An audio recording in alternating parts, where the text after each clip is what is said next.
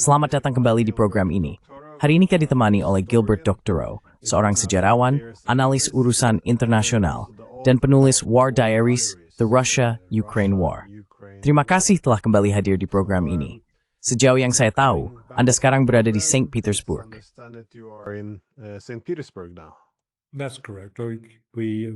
Itu benar. Istri saya dan si Darwin kan sebuah apartemen di sini. Jadi semua seperti segala di rumah sendiri. Tentu saja, itu jauh dari tempat selama libat seluruh lupa alat tujuh berkror. Bagaimana cara menyalakan mesin piring di sini? Nama household itu. Itu titik kemas pembuat kita seperti itu dat stats kesenun kestinan nihin.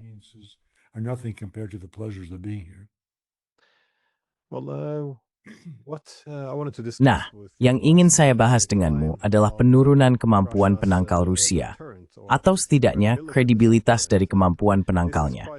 Ini adalah hal yang cukup penting. Penangkal nuklir yang kredibel menjaga perdamaian selama Perang Dingin, karena kedua pihak tahu bahwa mereka tidak boleh melewati batas-batas tertentu. Begitu batas-batas itu tidak lagi dihormati, ada risiko untuk terus melangkah lebih jauh ke arah itu. You have tepma, seseorang riku untuk memulai semakin berkepalnya. Semakin besar risiko kini, and ini harus small porn.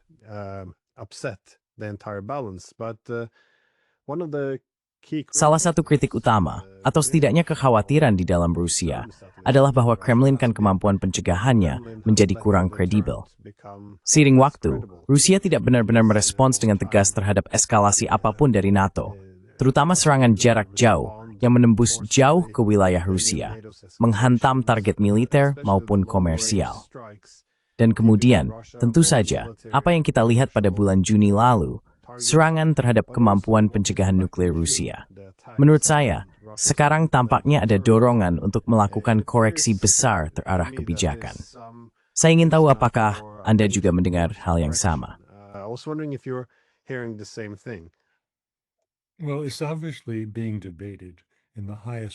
Ya, hal ini jelas sedang diperdebatkan di kalangan tertinggi lembaga kebijakan luar negeri di Moskow. Dan saya ingin menegaskan satu hal yang mungkin tidak jelas bagi khalayak umum.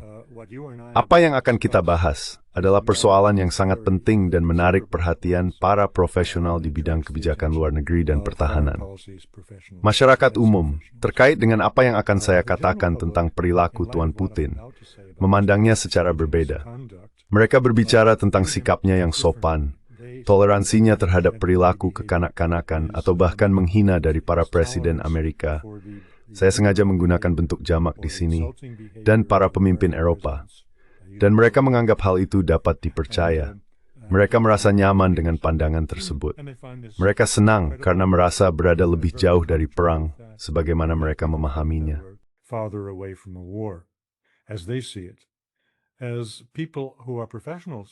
Sebagai orang-orang yang profesional, dan Anda tentu saja yang paling profesional, karena ini benar-benar bidang keahlian utama Anda, kami memiliki pandangan yang berbeda. Dunia tempat kita hidup adalah dunia di mana kekuatan menentukan kebenaran. Saya tidak sedang membuat penilaian. Saya hanya menyatakan fakta. Dalam dunia geopolitik, kekuatan menentukan kebenaran. Dan mereka yang lemah serta penakut cenderung akan dihancurkan. Itu bukan sesuatu yang disukai oleh masyarakat umum untuk dipahami. Mereka juga tidak menyadari bahwa ketika seseorang diperkenalkan dalam sebuah acara publik, acara yang disebut-sebut mempertemukan orang-orang besar dan baik, perbedaan itu sangat jelas di benak para penyelenggara. Ada perbedaan antara menjadi besar dan baik, serta menjadi berkuasa dan bermoral. Mereka tidak selalu orang yang sama.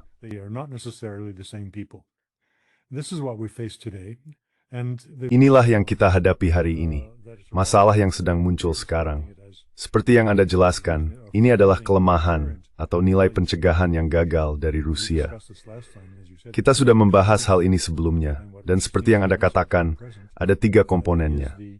Yang tampaknya hilang dari Rusia saat ini adalah bukti bahwa mereka bersedia menggunakan kemampuan yang mereka miliki, serta penyampaian tekad itu, baik kepada para lawannya maupun kepada publik yang lebih luas. Jadi hal ini sudah berlangsung cukup lama. Ini bukan sesuatu yang baru terjadi kemarin. Saya ingin mengaitkannya kembali ketika kita berbicara tentang Tuan Trump ke periode sebelum ia menjabat mandat pertamanya pada Desember 2015, ketika pemerintahan Obama yang akan berakhir memberinya piala beracun dengan menyita properti diplomatik Rusia di Amerika Serikat. Russian diplomatic properties in the United States. And they were expecting that would elicit Mereka mengharapkan hal itu akan memicu respons keras dari Moskow yang akan merusak hubungan sejak hari pertama. Namun, tidak ada respons yang kredibel dari Moskow. Mereka tidak melakukan apa yang seharusnya mereka lakukan saat itu. Jadi, kelemahan, kegagalan untuk merespons dengan cara tradisional, sesuai dengan norma diplomatik dan aturan perilaku, sudah ditunjukkan oleh Tuan Putin dan pemerintahannya sejak saat itu. Ini tidak baru dimulai kemarin.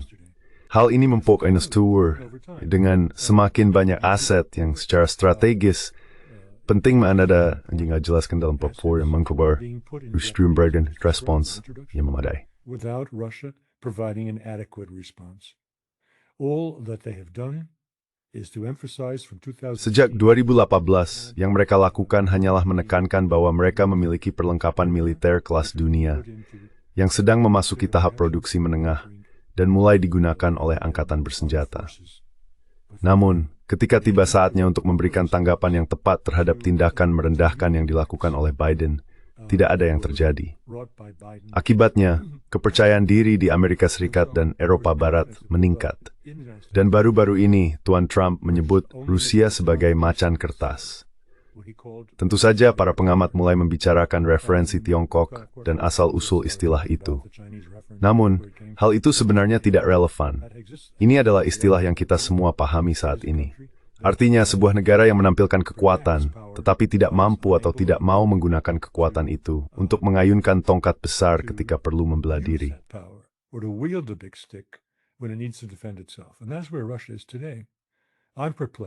Dan disitulah Rusia berada hari ini. Saya bingung. Saya bingung karena Tuan Putin, sejak hari ia menjabat, dipuji atau dikecam sebagai sosok alfa. Seluruh gerakan feminis langsung membencinya karena ia jelas, dengan gaya berkuda bertelanjang dada, menunjukkan sosok pria dengan kehadiran fisik yang kuat, meskipun tubuhnya kecil. Dan tentu saja, ketika ia berbicara tentang masa kecilnya di Leningrad sebagai anak yang suka berkelahi, seorang anak yang berada di halaman-halaman dan ditantang oleh para pengganggu, seperti yang biasa terjadi di antara anak-anak, ia berdiri dan menyerang lebih dulu. Nah, di mana Tuan Putin yang seperti itu sekarang? Hilang. Well, where is that Mr. Putin today? Gone. Now, we've all of us. Sekarang, kita semua yang telah mengikuti perang ini telah dipanggil keluar, terbukti sebagai nabi palsu, berulang kali, dan kita memang pantas dikritik oleh para pembaca atau penonton yang menunjukkan bahwa kita terus-menerus mengatakan bahwa akhir perang sudah dekat. Setiap kali, tingkat eskalasi baru diperkenalkan, membuat semua perkiraan kita tentang akhir jangka pendek menjadi tidak relevan dan tidak akurat. Jika perang ini dijalankan berdasarkan nilai-nilai militer tradisional, di mana kerugian tertentu dianggap menentukan dan Anda cukup mundur dari pertarungan, membayar harga, dan menunggu kesempatan lain, hal itu sudah akan terjadi. Namun, kenyataannya tidak demikian. Dan akhirnya saya menjadi sangat lelah membuat perkiraan yang keliru, seperti yang masih dilakukan beberapa rekan saya. Making false projections, as some of my peers are still doing. That yes, the Russian, it's crumbling. Mereka berkata, oh ya, ekonomi Rusia sedang runtuh. Tentara Ukraina sedang dihantam. Ya memang dihantam, tapi itu sudah terjadi sejak bulan pertama perang. Pada bulan pertama itu, Rusia memiliki keunggulan artileri 10:1 dan kemungkinan juga keunggulan 10:1 dalam jumlah korban tewas dan luka. Namun perang tidak berhenti. Dan ketika saya melihat penyitaan aset beku senilai 145 miliar euro di Belgia ini, jika hal itu benar-benar terjadi, yang sangat mungkin, karena orang Eropa kini putus asa untuk melanjutkan perang dengan biaya apapun, meskipun melanggar hukum internasional. Jika itu terjadi, maka perang akan berlanjut selama 3 atau 4 tahun lagi. Anda menyebutkan bahwa saya menulis jilid pertama. You mentioned I wrote volume 1. I expect to have volume 2 and 3.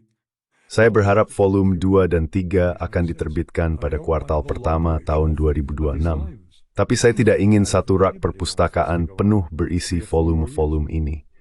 Saya tidak berpikir ada yang ingin hal ini berlanjut selama 3 atau 4 tahun lagi. Dan pernyataan terbaru yang keluar dari Vladimir Putin, kita sering membicarakan perubahan sikap Trump. Ya, dia memang berubah-ubah. Dari percakapan telepon Kamis malam yang dia lakukan dengan Donald Trump, malam sebelum kunjungan terbaru Zelensky ke Gedung Putih, dikatakan bahwa dia bersikap tegas. Setidaknya, itulah yang kami dengar. Tentu saja kami tidak memiliki catatan publik tentang kata-katanya. Tapi apa yang dia katakan diulangi oleh Trump keesokan harinya kepada Zelensky, kata-kata yang kami anggap dia terima dari Putin.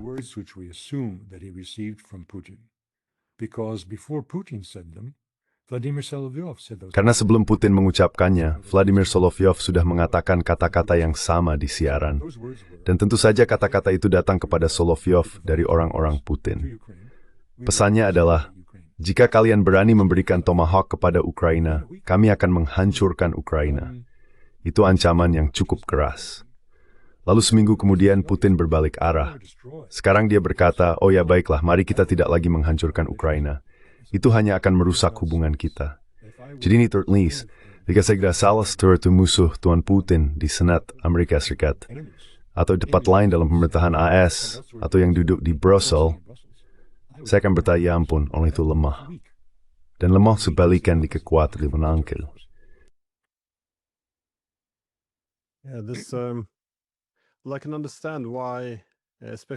Saya bisa memahami alasannya, terutama setelah Trump berkuasa. Pasti ada keinginan untuk lebih memilih meredakan ketegangan daripada mempertahankan efek jera. Karena ya, dalam istilah diplomatik, Rusia tidak akan pernah melihat sosok seperti Trump lagi. Seseorang yang berbicara positif tentang Rusia, mengatakan ia ingin berhubungan baik, dan mengakui bahwa perluasan NATO dalam lebih dari satu kesempatan merupakan penyebab perang. Sekali lagi, Putin tembak serpamai memayan. Ya, no. Manly hero glambal mai. Ini pun adbeda kawan dung masa akal tentang eskalasi, dan kent to a perang that semenggli Rusia, mereka tiada menyesuaikan sejok. They didn't want to make any waves. But of course, the situation today is very. Tapi tentu saja, situasinya sekarang sangat berbeda. Kita melihat seperti yang kamu katakan, tekanan terhadap Putin untuk melakukan sesuatu, apapun, sebagai balasan semakin meningkat.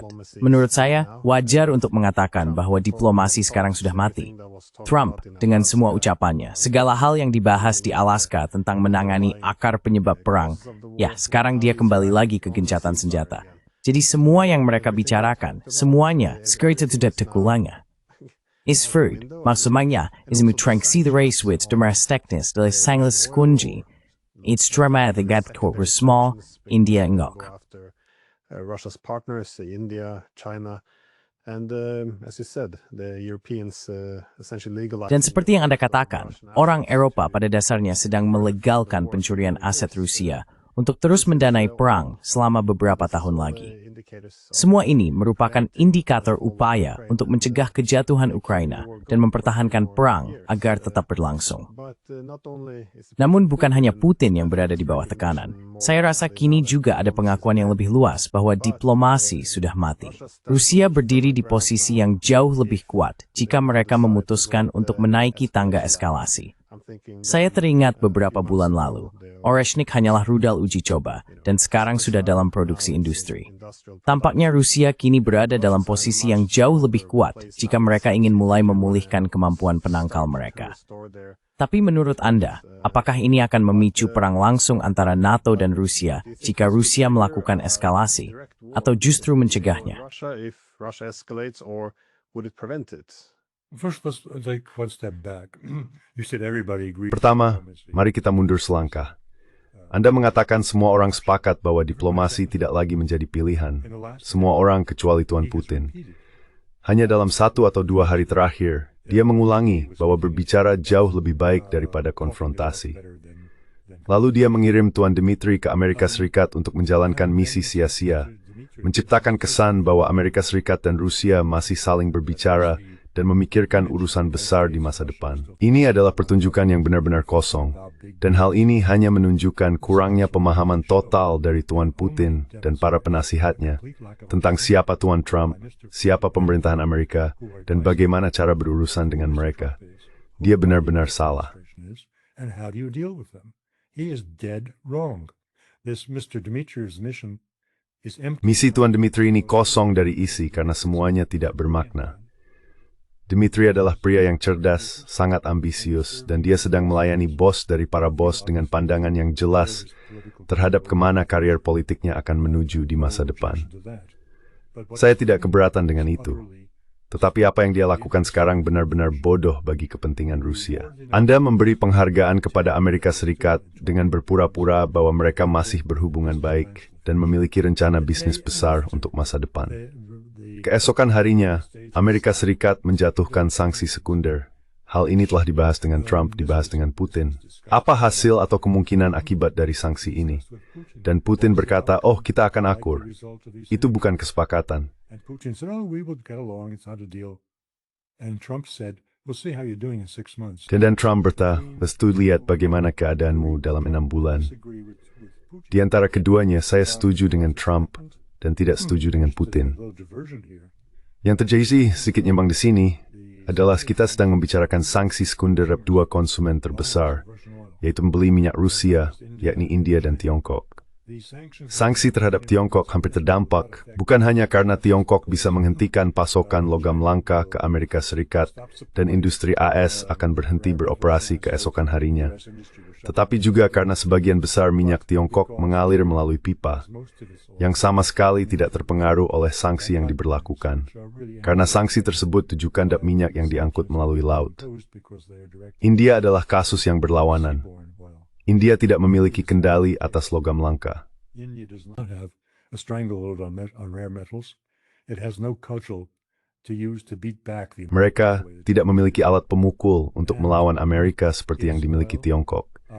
Dan minyaknya, yang volumenya kira-kira sama dengan jumlah yang diimpor Tiongkok, seluruhnya datang melalui laut. Kemarin, saya rasa itu Reliance, perusahaan swasta dan importir tunggal terbesar minyak Rusia ke India, mengatakan bahwa mereka tidak akan membeli minyak lagi. Tentu saja itu bukan akhir dari permainan. Rusia dan India mungkin sedang berusaha mencari cara untuk mengatasi hal ini, tetapi akan ada penurunan penjualan. Dan apa artinya itu bagi anggaran Rusia? Tuan Trump benar, jika Rusia tidak dapat meyakinkan India untuk mempertahankan tingkat impor yang sama, mereka akan kehilangan sekitar 10% dari anggaran negara. They will lose 10% of the state budget. 10%. Now that they are now running a deficit because the Russian 10%. is Sekarang mereka mengalami defisit karena pemerintah Rusia secara bersamaan memprioritaskan senjata dan kesejahteraan.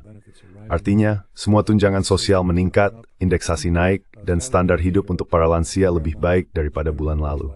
Semua itu terus berjalan, dan mereka mengalami defisit dalam anggaran. Jika kamu membuat lubang 10% dalam anggaran, Rusia akan sangat menderita. Dan Trump tahu itu, sementara Putin menyangkalnya.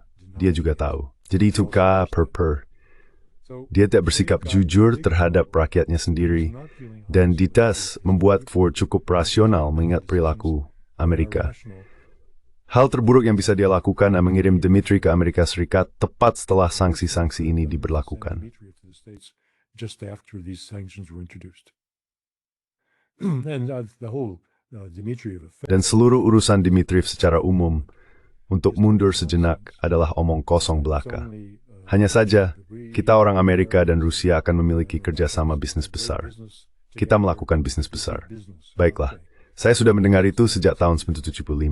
Sejak 1975, saya sangat terlibat dalam semua bisnis besar yang seharusnya terjadi antara Amerika Serikat dan Rusia.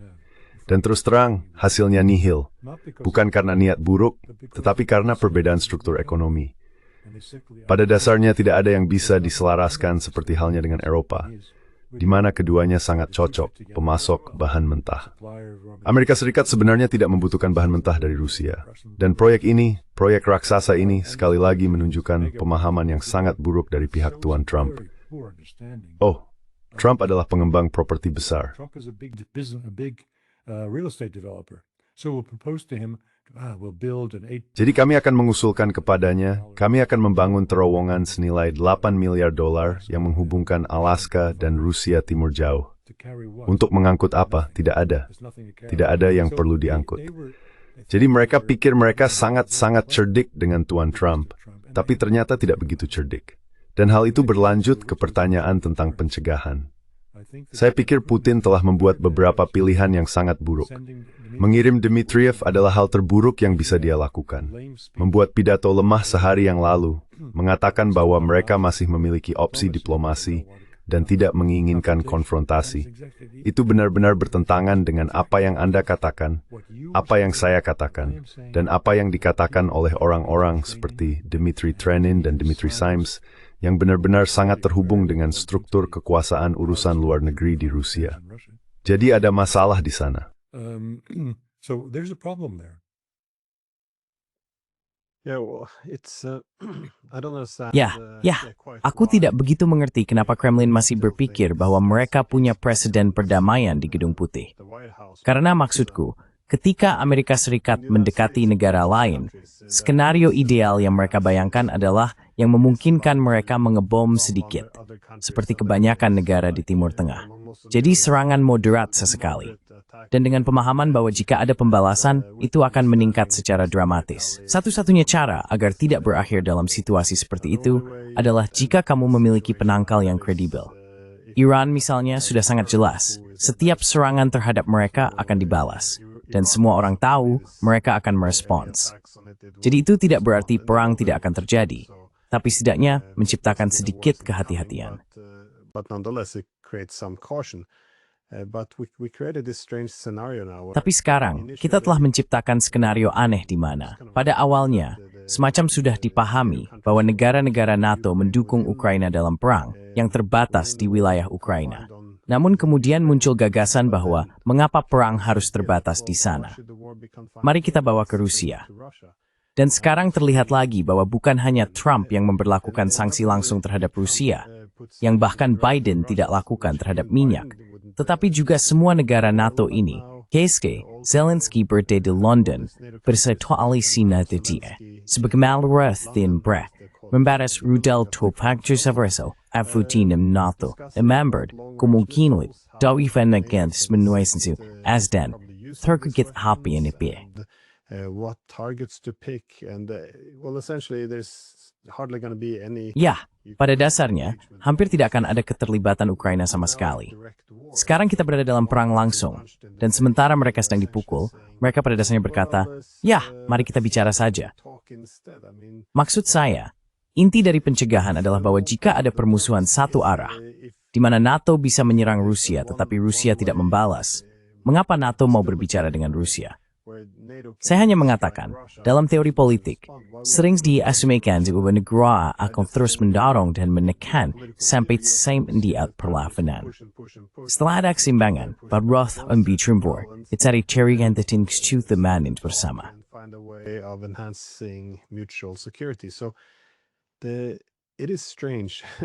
Jadi memang aneh melihat bahwa Putin masih bertingkah seolah-olah ia mempercayai retorika Trump, bahwa ini bukan perangnya, bahwa ia berusaha mengakhirinya. Fakta bahwa Trump selama beberapa bulan terakhir sama sekali tidak menyebut soal penghentian ekspansi NATO, membuat semuanya tampak seperti penipuan, terutama sekarang, ketika ia menarik kembali gagasan untuk membahas akar permasalahannya. Namun, jika Rusia memulihkan kemampuan penangkalnya sekarang, tampaknya ada kemungkinan besar kita justru akan berakhir dalam perang. Justru karena saat ini, setidaknya orang Eropa tampak hampir mencari alasan untuk memulai pertikaian.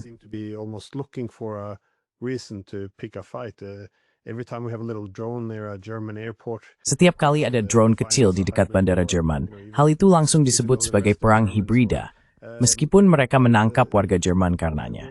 Tapi menurutmu, di mana kemungkinan konflik bisa muncul?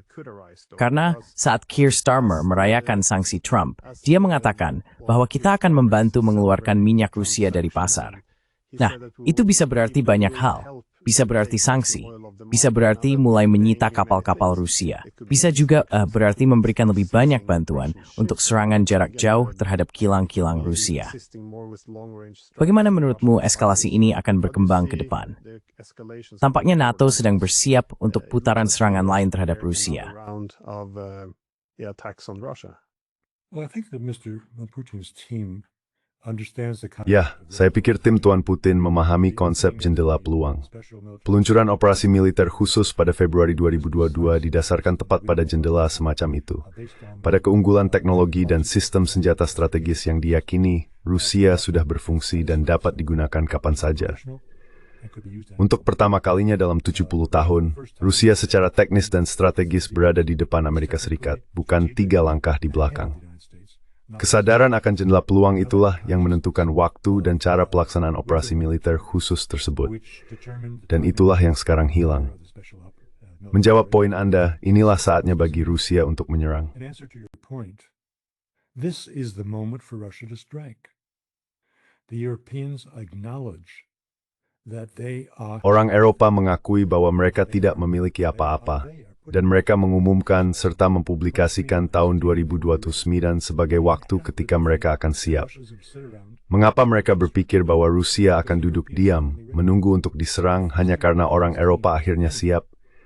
Jika tim Tuan Putin memiliki pemikiran strategis, mereka akan menyadari hal itu dan menghancurkan Ukraina sekarang, sebelum Eropa bisa berbuat apapun. Orang Eropa akan hanya bisa meratapi keadaan.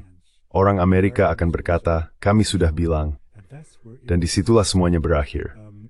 Jika potensi militer dan pusat pengambilan keputusan Ukraina disingkirkan sekarang, yang jelas dimungkinkan oleh serangan udara itu, atau permainan pertandingan berakhir. Saya heran tim Putin telah melupakan konsep jendela peluang. Rusia itu tertim temal wath meri sikong guat piliter, seperti remeng senredeni. militarily that it has at this particular moment.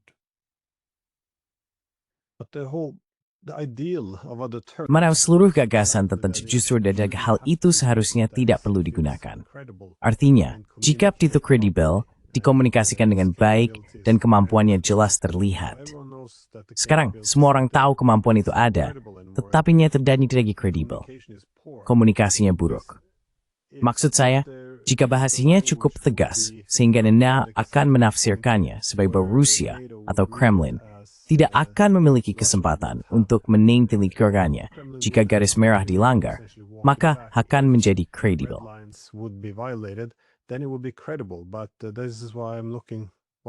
Tapi inilah alasan saya memperhatikan. Seseorang akan mengharapkan sebuah pidato di mana Presiden Putin akan mengatakan misalnya, jika rudal jarak jauh yang dioperasikan oleh negara-negara NATO menyerang wilayah atau tanah kami, maka kami akan melakukan A, B, dan C. Jika hal itu dijelaskan dengan tegas, dan mereka tahu bahwa publik Rusia tidak akan menerima hal lain, serta kepemimpinan militer dan politik tidak akan menerima penarikan kembali dari komitmen yang sudah jelas, maka mereka tidak perlu menggunakan alat pencegah mereka. Akan ada serangan terhadap pusat pengambilan keputusan Ukraina. Mereka tidak perlu melalui eskalasi ini. Tapi saya kira kekhawatiran saya adalah, selama mereka tidak mengomunikasikannya, Anda terus naik lebih jauh di tangga eskalasi. Dan ketika akhirnya mereka membalas, ismainkan chamati prank. What I was suggesting was not a war. Apa yang saya maksud bukanlah perang dengan NATO. Yang saya maksud adalah menghancurkan Ukraina. Itu dua hal yang berbeda. Penghancuran elit politik di Kiev akan menjadi peringatan. Itu akan membangun kembali daya tangkal Rusia. Mari kita mundur sedikit dalam sejarah. Ada tahun 1996, ada tahun 1968. Saat itu Rusia memiliki segala macam kekuatan penangkal dalam persenjataan militernya, tetapi tetap saja menginvasi Cekoslowakia dan Hungaria. Mereka memukul lalat dengan palu, dan itu berhasil. Dan itulah yang saya maksud sekarang. Saya tidak mengatakan bahwa mereka harus ada orang-orang Rusia yang berpikiran panas yang berkata, kita harus mengebom Jerman, kita harus melenyapkan London. Saya sama sekali tidak mengatakan itu. Yang harus mereka lakukan adalah menyentuh inti permasalahan, yaitu gema dari perang Rusia-NATO. The antechamber of the Russian-NATO war. It is not creating a Russian-NATO war. Ya, ini bukan tentang menciptakan perang antara Rusia dan NATO. Jika Ukraina dieliminasi, tetapi dengan cara yang saya jelaskan, itu bukan gagasan saya. Saya hanya mengulangi apa yang dikatakan oleh para pemikir Rusia yang dihormati. Baiklah, memang ada perdebatan seberapa dihormati Tuan Karaganov, tetapi bagaimanapun juga, dia adalah tokoh penting dalam lingkaran politik Rusia. Dan pada tingkat laut, atau bahkan di bawahnya, dia berbicara tentang penggunaan senjata nuklir taktis di Eropa Barat untuk menunjukkan kesediaan Rusia untuk melangkah sejauh yang diperlukan. Hal seperti itu tidak diperlukan. Pasukan Kadyrov yang menghancurkan beberapa ratus orang di pusat kota Kiev, mereka yang menjadi bagian dari rezim, bisa menyelesaikan tugas itu dan memulihkan efek jera Rusia terhadap semua orang yang haus perang, yang kebetulan menjadi kepala pemerintahan di Eropa Barat. The heads of government in Western Europe. Well, this is the risk though, and you let your deterrent. Nah, inilah risikonya ketika kemampuan penangkalmu melemah atau bahkan benar-benar runtuh. Tiba-tiba muncul usulan dari orang-orang yang cukup dihormati, yang berpendapat untuk menggunakan senjata nuklir taktis terhadap negara Eropa demi memulihkan efek penangkal tersebut. Ini seharusnya tidak menjadi masalah. Maksud saya, jika mereka mempertahankannya, itulah yang saya maksud sejak awal. Artinya, saya pikir kedua pihak, bahkan dunia secara keseluruhan, akan rugi ketika salah satu kekuatan besar membiarkan kemampuan penangkalnya menurun. Saat itulah akan terjadi kompensasi berlebihan di kemudian hari. Rasanya, berdasarkan perubahan retorika dan juga situasi di lapangan, terutama dengan semakin luasnya akses terhadap Oreshnik, kita tampaknya sedang mencapai titik di mana pembalasan akan terjadi. Namun, jika memang demikian, seharusnya kita melihat perubahan dalam retorika, karena jika Presiden Putin meningkatkan retorikanya, mungkin mereka tidak perlu sampai benar-benar menggunakan senjata tersebut.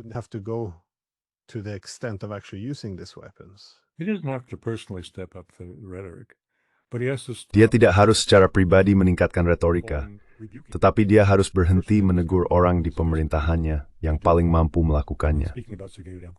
Saya berbicara tentang Sergei Ryabkov. Ryabkov adalah orang yang pada Desember 2021 menyampaikan ultimatum atau rancangan perjanjian yang sebenarnya merupakan ultimatum kepada Washington dan NATO. Entah secara sukarela menarik kembali struktur NATO ke posisi mereka pada tahun 1997, atau kami akan memaksa kalian mundur. Nah, itu bahasa yang cukup keras. Dan Ryabkov yang sama adalah orang yang ditegur oleh Putin kurang dari seminggu yang lalu karena mengatakan hal yang sama seperti yang Anda katakan di awal percakapan ini, bahwa diplomasi sudah kehilangan kegunaannya. Jadi orang-orang seperti Ryabkov dan tidak banyak yang seperti dia, benar-benar luar biasa dan berani karena dia tahu apa yang akan dihadapinya ketika dia mengatakan hal itu.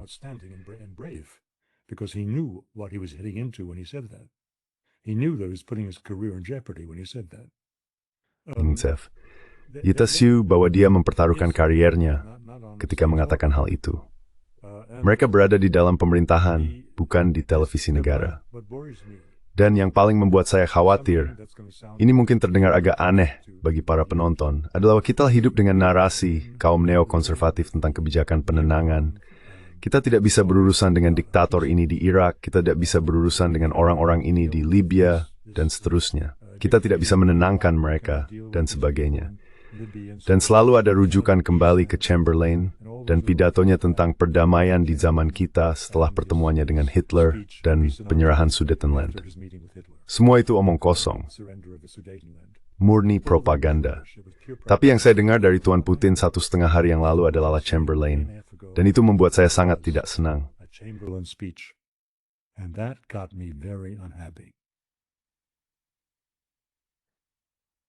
So, that's, I guess, a final question. Do you have any? Jadi, saya rasa itu pertanyaan terakhir. Apakah Anda punya prediksi tentang kemana arah kita sekarang? Karena Anda membuatnya terdengar seolah-olah Putin tetap pada pendiriannya. Saya mendapat kesan bahwa dia sedikit berubah arah, bahwa mungkin akan ada tanggapan. Sekali lagi, saya tidak yakin tentang hal itu, tapi itulah kesan yang saya dapatkan. I'm not certain in this, but that's the impression I was left with. Well, I hope you're right, but I'm dismayed that he sent. Ya, aku harap kamu benar, tapi aku kecewa karena dia mengirim Dmitriev pergi. karena itu merusak gagasan apapun tentang peralihannya dari mengharapkan diplomasi yang produktif menjadi memulihkan kekuatan penangkal Rusia melalui komunikasi dan unjuk keteguhan. Aku tidak tahu, tidak ada dari kita yang tahu apa yang akan dia lakukan selanjutnya. Tapi dia telah bersikap tidak konsisten selama 2 atau 3 minggu terakhir, dan aku pikir kamu akan setuju denganku. Tidak konsisten dengan caranya sendiri, seperti halnya Trump. Salah satu kritik yang kudengar dari rekan-rekan secara rahasia di sela-sela, bukan di depan umum, adalah bahwa Putin harus bersikap seperti ini, karena dia mendapat laporan dari para psikolog Rusia yang telah melakukan pembacaan tentang Trump. Sifatnya yang mudah berubah, ketidakpastiannya, dan bahaya dari seseorang seperti itu dengan jarinya di tombol peluncuran nuklir. Dan karena itu, ithadlik portratan Trump dan Black Six Uju. With Putin, with Trump in this way.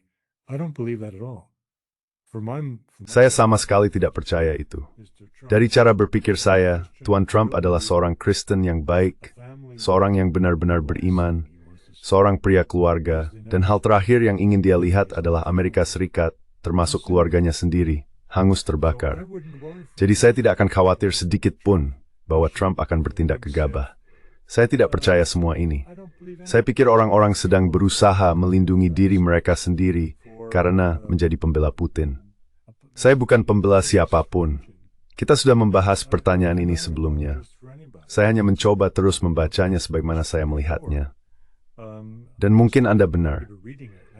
Dia benar-benar telah terbemboan dan akan menjadi lebih tegas serta lebih baik dalam melindungi kepentingan Rusia. Tapi saya belum yakin.